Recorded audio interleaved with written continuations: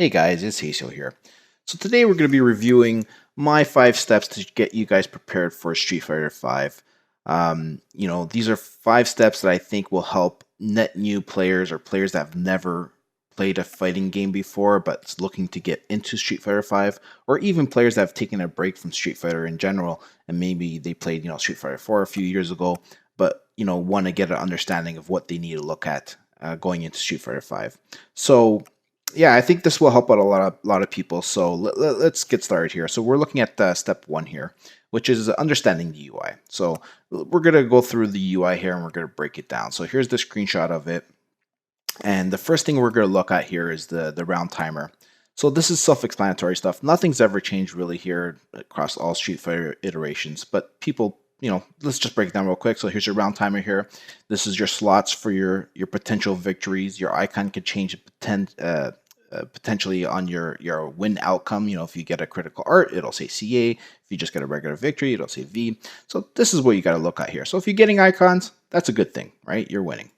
So let's break it down further. You got your health bars. Again, depending on the side that you're on, is your health bar. Next, we're going to be looking at the EX meter here. So from Street Fighter 4 to Street Fighter 5, one thing's kind of changed, and there used to be 4 stocks of EX meter. Now there's only 3. So it's a small slight change. You only could throw up potentially 3 EX moves in a match, potentially. But it tends to fill up quicker, which is nice. So anyways, let's move on to the next one here. And critical arts here. So we're looking at critical arts. So whenever your 3 stocks are full, your EX icon will now change to a CA icon, right? So you will now be in critical arts, or you'll be able to throw out a critical art for us. So in Street Fighter 4, it was called a super, and so in Street Fighter 5, it's now called a critical art. So they've replaced the name with critical art. So if you actually get a win with the CA, you'll get a little CA icon over here. So yeah, that's pretty much what that is. So next is going to be breaking down the stun gauge. So new to Street Fighter 5 is the stun gauge here, right? So they brought this back from Street Fighter 3, and all the other iterations there was no stun gauge. So but this is a nice little tool to have now, right? So this actually, lets you know when your opponent or even potentially yourself is very close to stun. So when this meter does fill up and you get here, you'll actually get into a stun, right? So now no longer is it you try to feel out when you're getting close to a stun. You actually can see where your stun is at any point in time, you or your opponent. And when you're in training mode, you can actually see how many, your combos, what hits generate stun and how much stun. So this is a really good feature to have in Street Fighter 5 now. It really changes the meta, let's say, and how you approach your combos, or how you approach your punishes, and even using your V trigger, which I will be covering in one of my steps, and how that changes the amount of stun. Some characters, you can build stun quicker and whatnot. So yeah, there it is there. You get stunned when you get a full meter. So that concludes step 1, guys, and we'll be moving over to step 2. So for step 2 is understanding the V system here. So this is part of your UI, and I did skip over it, but the reason why I skipped over it is because it needs its own section to talk about it, because it is an integral part of Street Fighter 5, and it has many layers to it. So let's get into it here, because there is a few things we gotta go over. So your V skill, or your V gauge, really is above your EX meter. So you'll see it here. When you first start, it'll be empty. There'll be nothing in there. And in order to build your V gauge, is you have to take direct damage, or you use your V skill. And every character's V skill is different. There's it's medium punch and medium kick to execute the V skill. And like I said, every character is different, but let's use Ryu, for example.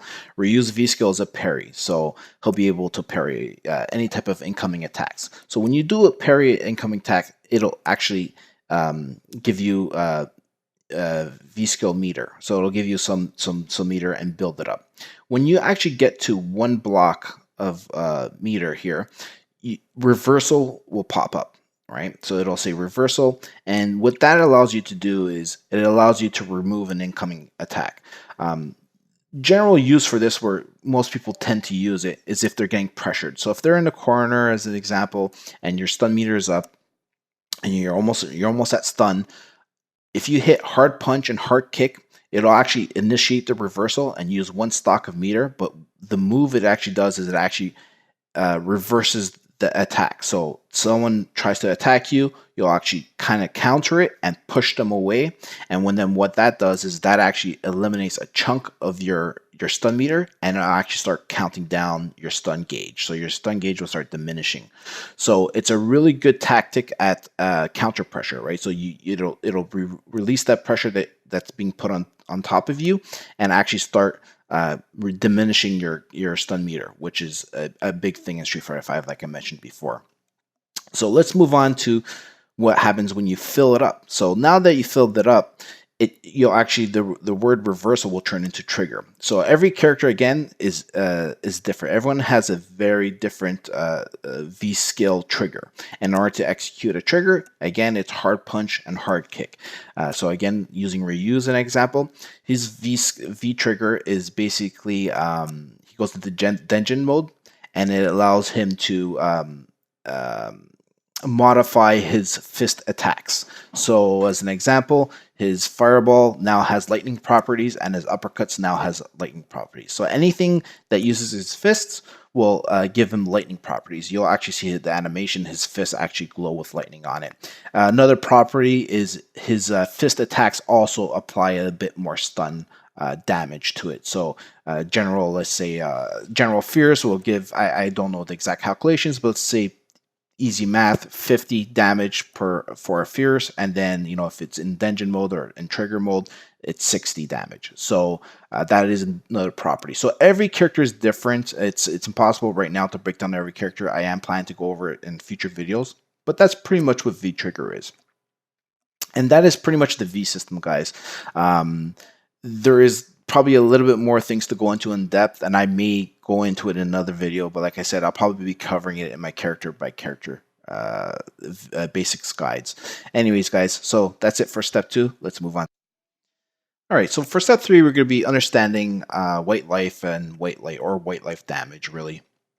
And it's new to Street Fighter V, and the way it works is if you block a normal attack, a punch, a kick, whatever the case is, then you will take what's called white life or white life damage from your bar or your health bar. And this is recoverable life. So here it is over here. You can actually see, so this is regular damage. You're going to see white life pop up right there. There's a couple shots of it. And then if you actually hit within the recoverable window of the white life, you'll actually convert all that white life into damage. So this differs from chip damage. Chip damage from special moves still exists in Street Fighter V, where if you throw a fireball and you block it, it actually is chip damage. So that is not recoverable life. It actually takes a bit of your life, right? So that does exist in Street Fighter V. But what's new is that normals now do white life or recoverable damage. So you get blocked with the normal, or you block a normal attack, and then it actually over time, over a few seconds, it'll start recovering itself. But there is the potential that you can convert that white life into damage, right? So pressuring in Street Fighter V is a really good thing, because if you could pressure someone consistently and then hit them with tons of white life and then convert it with a single jab or overhead or a throw, whatever the case is, all that pressure pays off at the end, right? So just wanted to let you guys know and be aware that it does exist in Street Fighter V, and some pressure moves can actually be converted into huge damage combos, right? So anyways, guys, so that's pretty much it for step number 3, and we're going to move on to step 4. For step number 4, we're going to be looking at picking your character, or picking maybe even 2 characters that you want to learn in Street Fighter V. So I think the first thing that should be said is don't limit yourself. Especially if you're new to fighting games, or you haven't played Street Fighter in a while.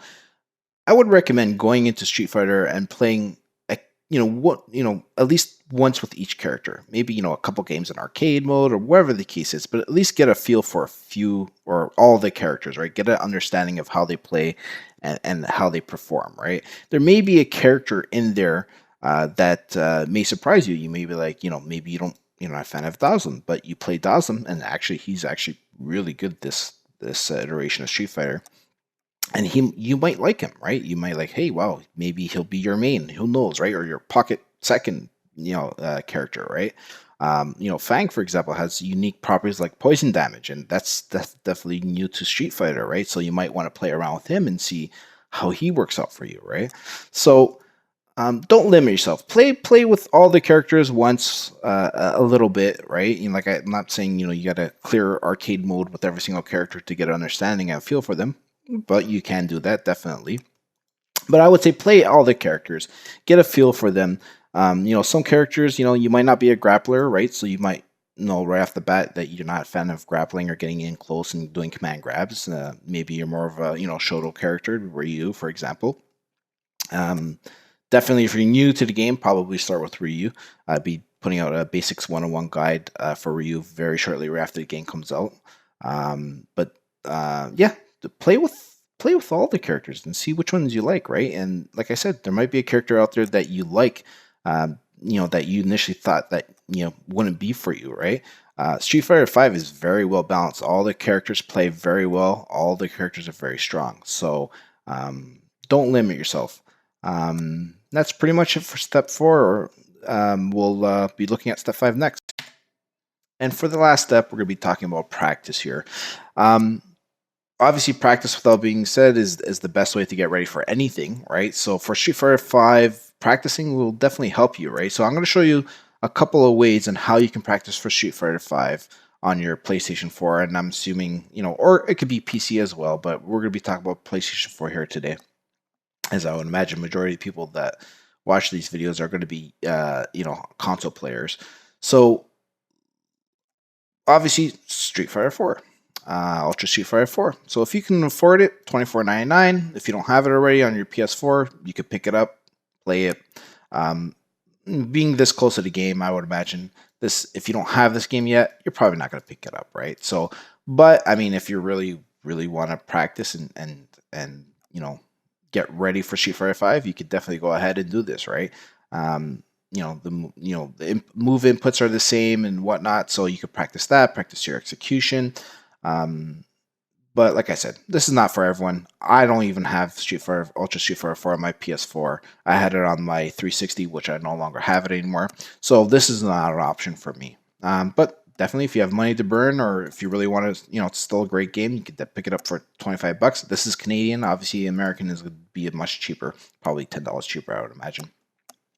Anyway, so that is the first option. The second option would be, and I think this is the best option, and I don't think many people know about this, is using something called PlayStation Now. So PlayStation Now, it basically is a streaming service. It's a new streaming service for your console, and it's offered by PlayStation, obviously.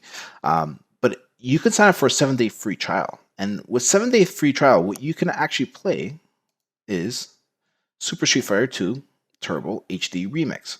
Now, obviously, there's one caveat to this: is you need to have a decent connection. You need to have a really good broadband internet connection in order to stream this. But it's free. It's 7 day. You can sign up for a 7-day free trial. The only thing it does require a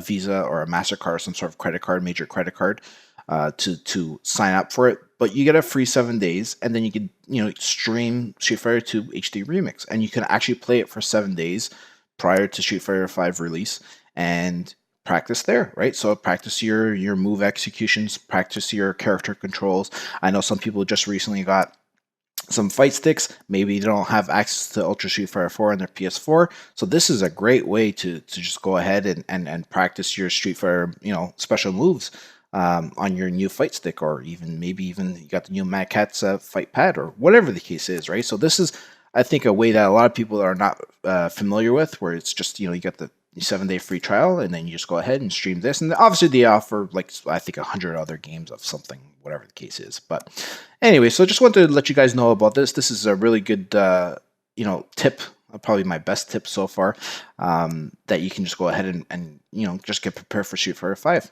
So that pretty much concludes the video, guys. Those are all my 5 steps in order to get ready for Street Fighter 5. So if you like this, definitely drop a like down below. If you have any comments, anything, just comment down below as well. and subscribe to the channel. I'll be producing a lot more, Street Fighter 5 content for you guys, and all that stuff really helps me out a lot. Thanks a lot, guys.